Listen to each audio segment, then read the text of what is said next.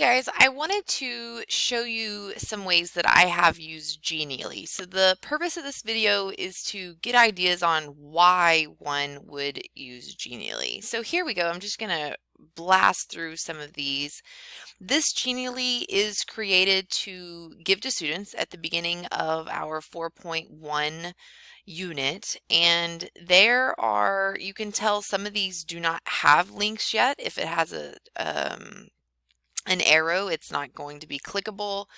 If it has a hand, it will be. It takes them to activities that they can do to practice whatever skill it might be. We can click back home, and then they can find more resources depending on what they are struggling with. So that is one of those.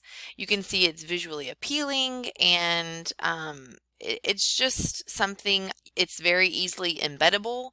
So I embed these into my Canvas pages. All right, here's another one very similar, just a different look to it. Students click on it and it takes them to something that might help them with their vocabulary. Links to, you can tell this is a Google Drive folder. And so same idea there. This one was something I did for a particular day where students were going to be working asynchronously last year.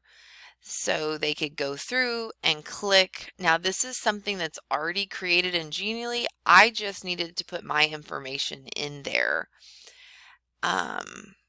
Again, the beautiful part of this is that it's already finished, and the whole notebook idea was not mine. I just put pictures and things in there to help. And then these can click to other activities. This one is a Genially that is linked to YouTube videos. So I don't know if you can hear them. It may not work, but it hears. Estoy triste. So this particular emoji, it's like an app smash. This is using Chatterpix, is saying I am sad. So how are you? And then they can click on the emoji and find out how to pronounce that particular word in Spanish.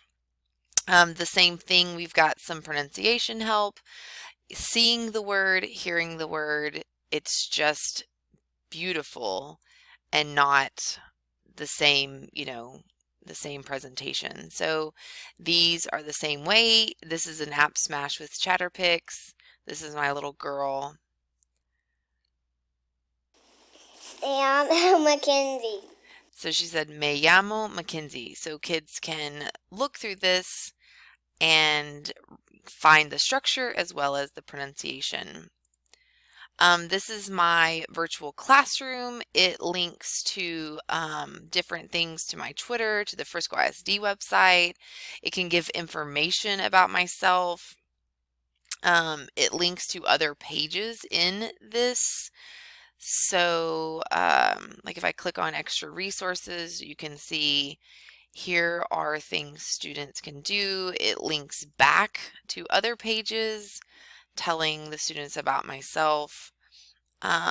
Again, just visually appealing, and it doesn't take that much work. Here is a drag and drop activity, so I can put the instructions at the top, drag the images. Is it synchronous or asynchronous? This is on their own. This is with the class. And then they can drag these and they could post them to a Canvas assignment. You could turn and talk to a partner. The cool thing is that it resets. So there's no having to start over, erase it, delete it, anything. It's just temporary. Here's one dealing with some of the topics that we had. So students can click on what they're struggling with and then work through. We've got some drag and drop activities. And then, again, visually appealing. Here's one with birthday. So I particularly like the drag and drops. I don't necessarily want to grade students on it, but I do want them to read and do the work. So it could be for categorizing um, formulas or different, things that relate to your topic. This is one of my favorites. Guess Who? This is Guess Who COVID style. So I wanted them to be able to play. Here's the cool thing about Genially. Again, it resets itself. So normally you would pick a card. This time you drag your green box. It's got some embedded details that they might need to know. So I need to ask this question. Here's what I'm saying. Here's some of the vocabulary words I can use. Here's what it sounds like. The other person is also using the same board on their own computer and dragging once they ask a question. Does your person have glasses? No, they don't. So I'm going to put an X on all of the people who are wearing glasses. And again, easy reset. The whole point is getting students to interact with the material. This one is for help with technology. It links to a Google website, and so that is out there for our students. And this is another one, just other ideas built on the same premise as the last one.